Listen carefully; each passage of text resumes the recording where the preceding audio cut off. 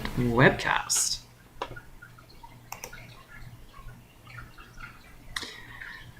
The Environmental Assessment Act, or EAA, has a mandate. It's different than that of the Environmental Protection Act and Ontario Water Resources Act in that its purpose is to protect, conserve, and wisely manage Ontario's environment, which we will obviously want to do in the EPA and OWRA, but it sets out a planning and decision-making process. So this really is a planning document.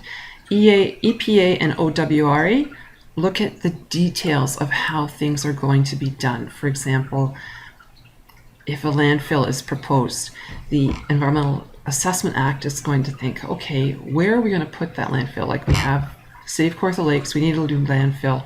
Where is it going to go? We're going to go through an Environmental Assessment Act process to determine that.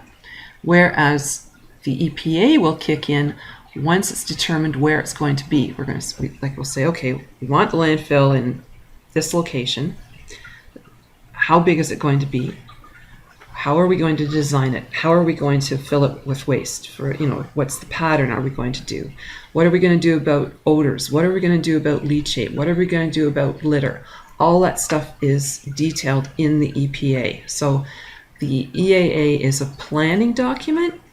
EPA, OWRA, Safe Drinking Water Act, they're all technical documents. They deal with the nuts and bolts about how things are going to be operated. So in the EAA, we're trying to usually plan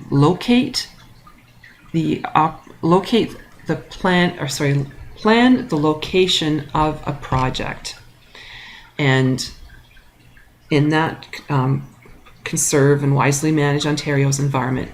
And we want to promote responsible environmental decision making. We just don't want to say, okay, let's slam it over there and the heck with the wetland, the heck with the threatened species that are there. We, just get it going, which is old school, the way the engineers used to operate.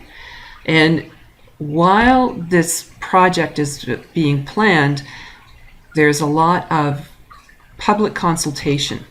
So the EA ensures that interested persons have an opportunity to comment on the projects that may affect them. And that only makes sense. If there's a landfill that's being planned a couple of kilometers away from you, you're potentially going to be impacted by odor, you're going to be impacted by truck traffic, you're going to be impacted, God forbid, by leachate in your wells.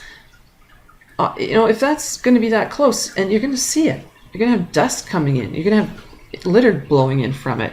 You want to have a say in how that thing's going to be operated, and hopefully there's a better place to have it than your backyard. Definition of environment also shows how different the EAA is from the EPA and the OWRA, especially when you look at its definition. It starts off like an A and B, very similar to what you would see in the EPA and OWRA, being as it's the same definition in both. But when you get to C, it has the social, economic, and cultural conditions that influence the life of a human or a community. So if a landfill was being put 2 kilometers outside of a small town's boundaries, obviously that's going to impact the cultural conditions because people aren't going to want to be around that smell. So they're going to do activities elsewhere. And that's going to impact the economic health of the community. So all these things are looked at under the EA. Also, projects that are subject to the EA are, like the ones that are automatically subject, I should say, are government projects, and that includes the provincial government projects, municipal projects, and crown corporations being the crown of the province. So lands that are owned by Ontario. And they have to, the project that we're talking about has to cost more than $3,519,772. So this means that there are actual bean counters, accountants at the Ontario government that will say, okay, $1 was worth so much in 1972. And when you take into account inflation and what a dollar would buy in 1972 versus what a dollar would buy in 2016, they will say, well, okay, well, from what we're looking at, 1972 dollar is $5 in 2016, and that's just off the top of my head. That's not, don't quote me on that in term if you're trying to convert your money. So they work out that, you know, it may come out that a project in 1972 that cost $3.5 million now costs $500 million. If they are any of these listed, so public roads and highways, transit projects, and they are more than $3.5 million in 1972, they have to go through an EA. Examples for a highway would be Highway 407 expansion. It had to go through an environmental assessment. Transit projects. I'm sitting here today listening on the radio to the budget that was handed down yesterday from the federal government, and the City of Toronto was actually given money by the federal government, which hasn't happened in a long time. And it is for transit in the city so that they can upgrade their street. They can actually buy more subway cars and buy more streetcars and buy more buses for public transit and possibly put in new rail lines. If they put in more subway lines or expand bus routes in the city, and they cost more than $3.5 million in 1972, they have to go through an EA. So subway projects for sure would have to go through one. Waste management projects very, very rarely meet this category, but wastewater and water treatment plants, resource management and flood protection, so dams, stream diversion for floodways, all of those are covered under the EA. Now, some of these projects are actually owned by similar projects are owned by corporations. For example, there could be two landfills that are 50 kilometers apart, take in the same types of waste, take in the same amount of waste, but one is owned by the municipality and the other one is owned by a private company. People sitting around the private company are going, man, this really is not fair. The other landfill that's 50 kilometers away has to go through an EA, and this corporation doesn't. So we have no say in how they operate. This totally isn't right. What the government can do is designate that project and say, okay, you have to go through an EA. Or they may come in to do an EA voluntarily.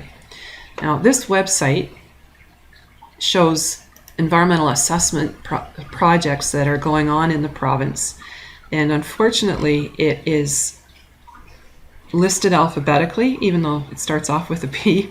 It is alphabetical. It's not chronological, but if you know the project you're interested in looking at, you can look it up. And these, I'm just trying to find one that's really cool. I know there's one down here.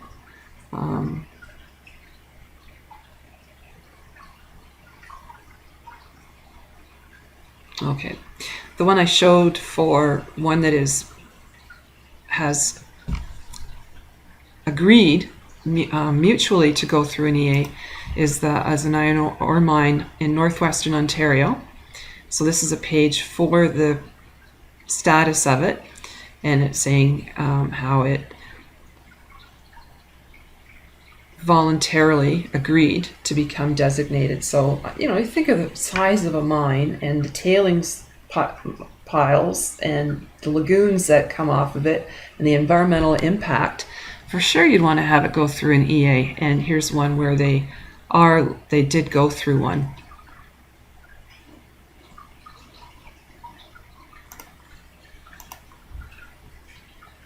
Oops.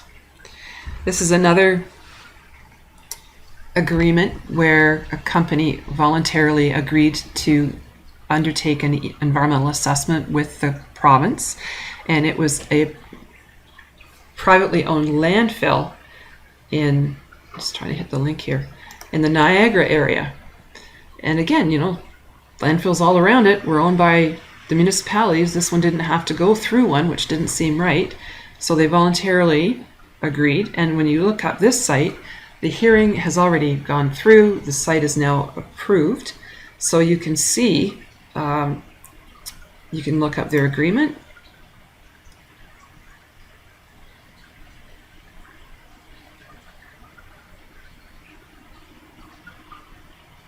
To go through the EA, signed by the minister at the time. And there are terms of reference. So I'm sorry, I apologize. It hasn't been approved yet. Just the terms of reference, which I'll tell you what those are.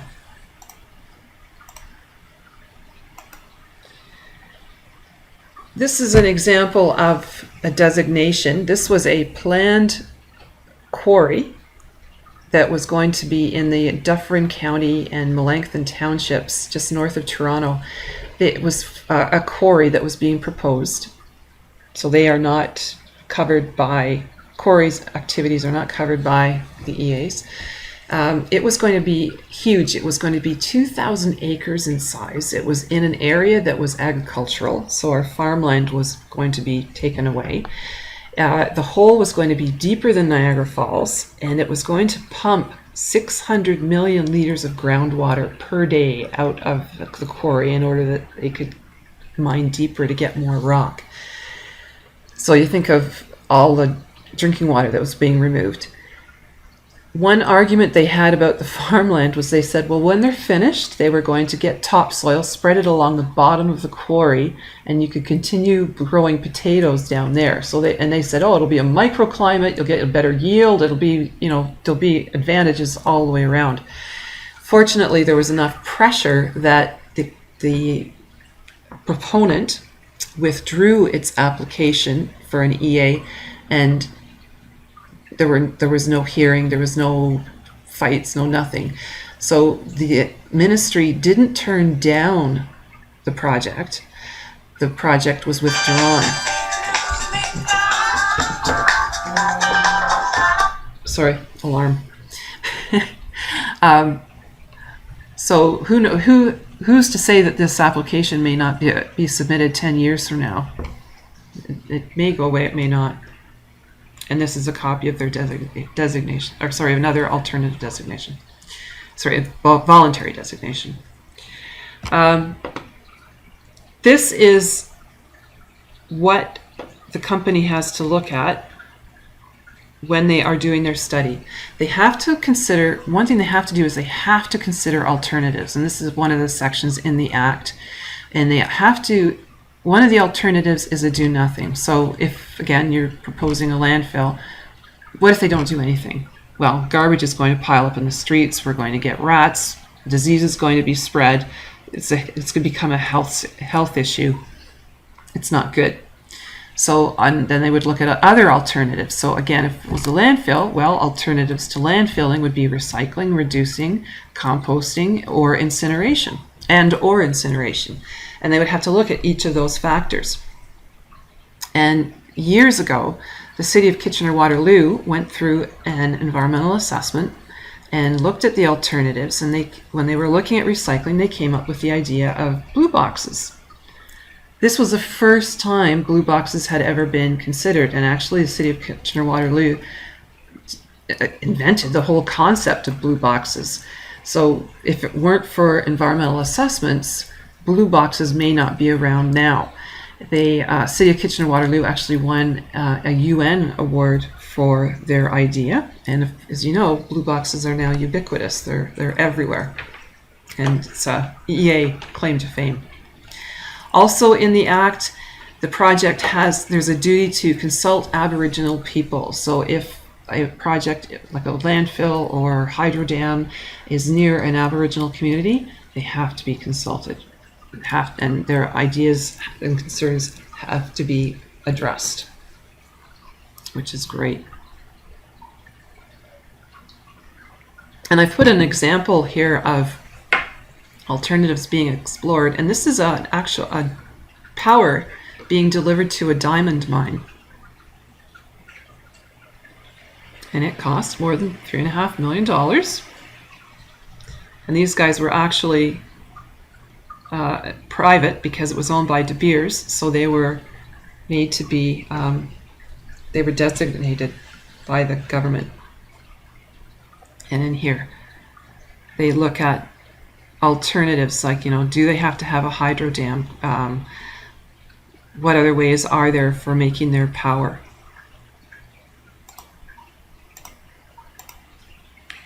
So here's the process, and it's kind of overwhelming when you first look at it, but not when I explain it. It starts off with the proponent meeting with the public and deciding what their concerns are and how they're going to go about their project. So, for example, if they're looking for a landfill, what kind of land are they going to look for? Well, personally, I would look for land that had a natural clay base or a very low permeability. So that would be one of my first concerns. Another concern would be not putting it on a wetland. Another concern would be not using up valuable farmland. And if I do have to put it on a farm, I want it to be marginal soils. I don't want it to be on prime soils. So those concerns would go to the public, and they would say, you know, what they felt was important in terms of siting the landfill. And they would probably say, well, have you looked at recycling? Have you looked at incineration? Have you looked at all these? And again, getting the public input. And then the terms of reference are written up. So in that terms of reference, it would be, I am going to look for a landfill. These are the prime areas of consideration. You know, like number 1, I want clay. Number 2, I want poor soils. Number 3, I want no wetlands. And it would go on. It is submitted to the government. The government looks at it, sees if I've got everything in there. Maybe I'm missing a few things. Maybe I haven't consulted with the public. If I haven't consulted with the public, it's thrown out. I have to go out and consult with the public, get their input before before it goes any further. If the government is happy with my terms of reference, the minister approves it, and I go on, and then I start my actual process, where I will go out and start looking for landfills and finding information. And during that process, the public is informed so that they know what's going on. And the worst thing you want is them coming in a hearing saying, we weren't told anything, we were shut out, blah, blah, blah. After the siting for that landfill or siting for whatever is completed, the environmental assessment is submitted to the government, and the government goes through its own review. Oops.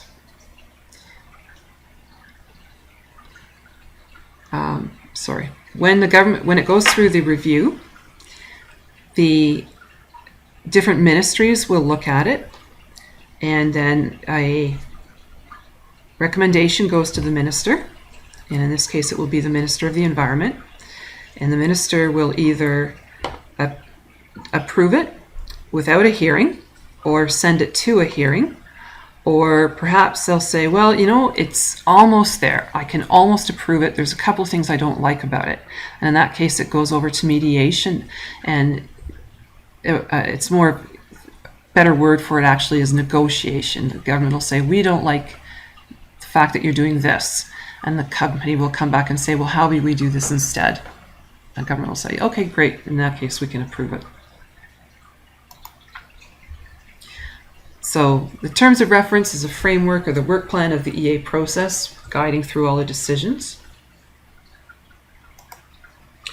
And if it's a landfill or a subway or a 407 expansion, there's the planning aspect about how the siting, you know, like where the 407 is going to go, the fact that it may go north of a wetland, so it doesn't go right through a class 1. Again, with planning of the 407, they may want to make sure that they go over marginal farmland rather than prime soil, prime soil. Boy, I'm having a tough time just talking. So there's there's one thing using the words in the planning, and then there's another in actual testing and making sure that everything is okay. So when we get this, an example would be landfills. Once the landfill site, or when they're looking at the landfills, there will be soil testing. There will be, to test the permeability of the soil, to test the nutrient content of the soil for agricultural purposes. All of that goes back to the EA in a report. It is assessed by the appropriate ministries. So, in terms of landfills, it would be and permeability, it would be assessed by the Ministry of the Environment. If we were looking at nutrient content and the classification of soil for farmland, it would be assessed by the OMAFRA. So we've got a planning aspect and we have a technical aspect. If in the landfill scenario, there would be, once the final site is chosen, in that hearing, they will go through that final site information. There would be an operation and development report that would talk about,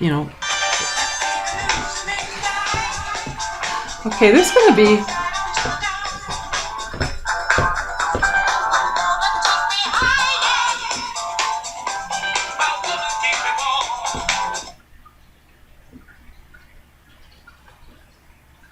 okay, here's a bonus for having listened to the webcast, and that would be what music went off on Anne's alarm, and it will be the Bee Gees as an answer. Okay, so this is proof that you watched this webcast.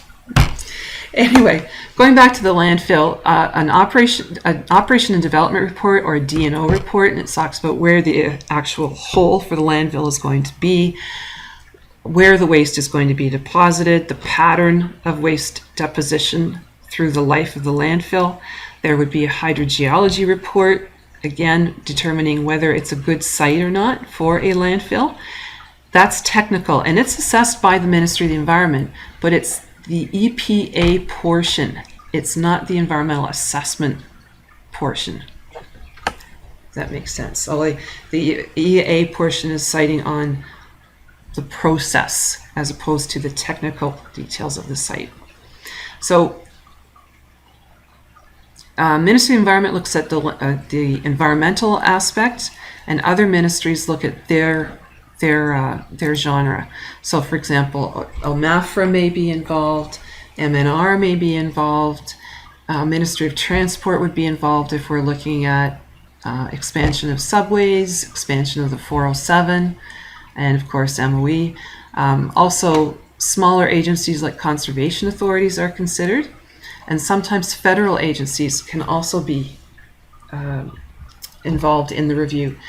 I was dealing with a landfill in the Peel region, and one of the concerns were the Canada geese, because they would come to if the landfill were developed, the geese would come to the landfill to feed during the day, and at night they would fly back to Lake Ontario.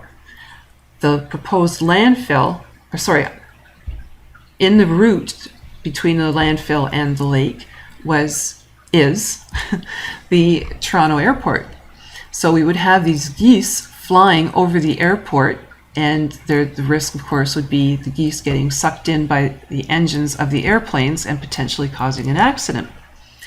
So I raised this as a flag when I was reviewing this proposal for a landfill, and the Ministry of Transport was contacted for a comment, and the proponent for the landfill, which was the Region of Peel, went to the Department of Transport and they said, does it really matter? Like, is it really important that this concern about the landfill be a factor for geese? And the transport office went, well, maybe not. So they took away their concern. And I'm thinking, just because you guys aren't concerned anymore isn't going to stop the Canada geese from flying back and forth. And I personally would not want to be on a plane that sucks in a goose when it's doing its takeoff, because just not safe. And so there were some other technical problems with this landfill, and the minister turned down the application. It didn't even make it to a hearing. And they were a little upset about it, the region appeal, and rumor had it that Hazel McCallion was out for my butt because I was the one that turned it down. I had some backing though, because I left the memo turning it down on my desk on a Friday night. My supervisor wasn't happy with me. We hadn't actually issued the letter yet, and the supervisor and I kind of agreed to disagree, went home to cool off over the weekend. I came in Monday morning, and the Minister of the Environment had actually issued an order to PL to do some things to make this site more approvable. So I had the Minister's backing on this one. It's always nice. In the decision-making process in the EA, it has to be a clear, logical thought process that can be tracked. And the whole process has to be transparent. I have been involved in EAs since I have left the ministry, where I have seen municipalities or employees in the municipality make a decision and they say, okay, I want the landfill sited here. And then they try and make the EA look like that the logical thought process landed to that site. And when they try and go from A to B, there are just some decisions that they make that do not make any rational sense. One of them was we asked them to have we asked them to put a flow net in at a landfill site, and they did it with 2 wells. And we're saying, no, you need 3 to do a flow net. And this engineer started arguing, and he thought that everybody at the table was a lay person, and I'm sitting here as the hydrogeologist going, no, you need 3. There are 2 types of environmental assessments. There are the ones that are applied individually, so a subway expansion, 407 expansion, landfill sites, and then there's where they are unique in their planning. There's other ones that are called class or streamlined environmental assessments, and these are routine projects, and you could almost call them cookie cutter projects because the actual application is the same in every circumstance, and the environmental impacts are the same in every circumstance. So putting in a wastewater treatment plant or putting in a hydro corridor up to a certain length, if they're over that distance, then they have to go through an environmental assessment. They have to look at things like how they affect migrations of butterflies. Seriously, and they do. If it is a class EA, it is a less involved process because the environmental effects are so well known. And the municipality, if they are doing the project, they will lay out their terms of reference. They will go through their EA, and then they will show it to the Ministry of the Environment, and then the Ministry of the Environment will approve it, and off they go. This is a really excellent website summarizing the environmental assessment process. So if you get an interview with them, this is the site that you would want to go to get information to study up on it. And it just talks about EAs, who it applies to.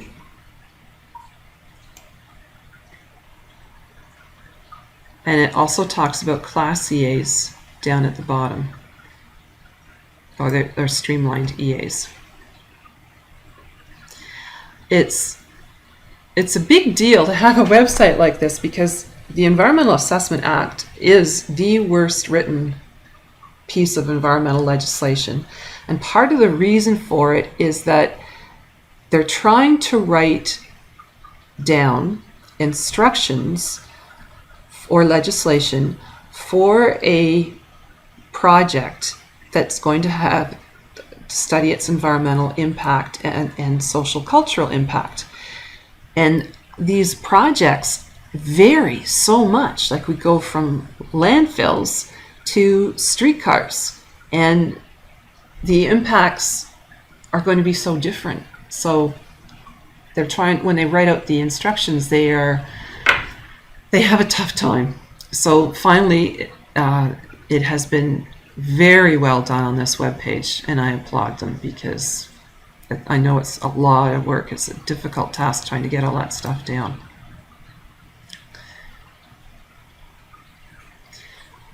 If the project has to go to a hearing, and this could be the minister's decision, it could be legislation that says it has to go to a hearing, which is if it's a hazardous waste or a liquid waste, or it takes more than 100,000 cubic meters a day, sorry, 50,000 cubic meters a day. In terms of landfills, it has to go to a hearing. Okay. There's that bonus question again. Finally got it turned off.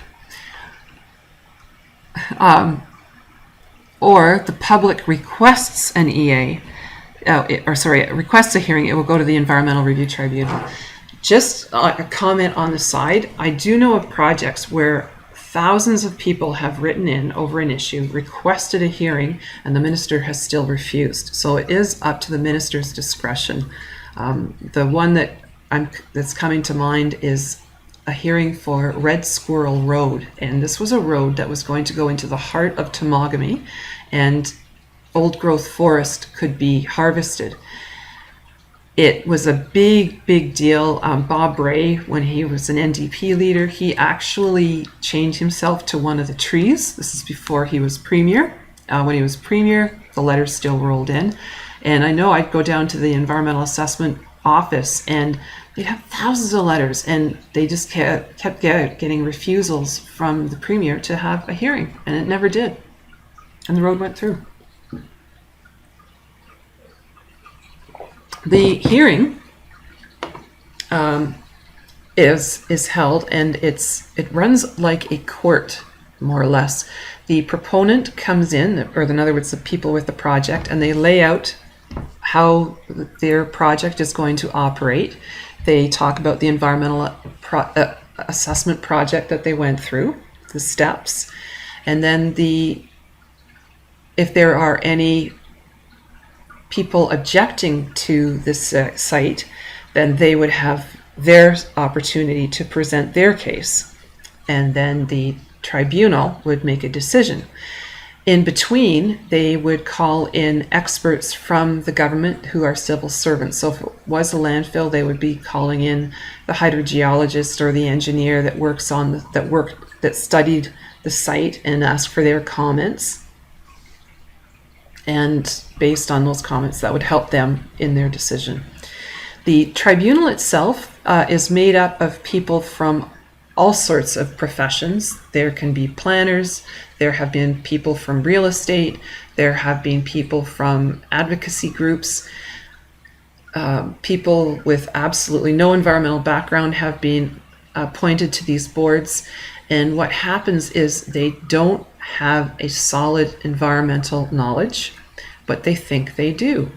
So they will ask the government rep to come up and give their 2 cents on the project, and they'll start talking about permeability or hydraulic gradient, and there'll be a confused look on some of the faces. So the person may start describing what a hydraulic gradient is, and the person on the board will say, "Don't talk down to me." So then the person starts talking in regular environmental terms or regular technical terms, and all of a sudden the board member will say, "Don't talk shop. You're confusing me." And the poor person on the stand is just left thinking, "How do I describe this? I'm in trouble either way I go." And I saw this firsthand at a hearing I was at, and I was just totally disgusted with the board. Anyway, the board, what they decide usually is carved in stone. So if, say, a landfill is approved, they will usually approve the landfill with conditions, and those conditions have to go on the ECA.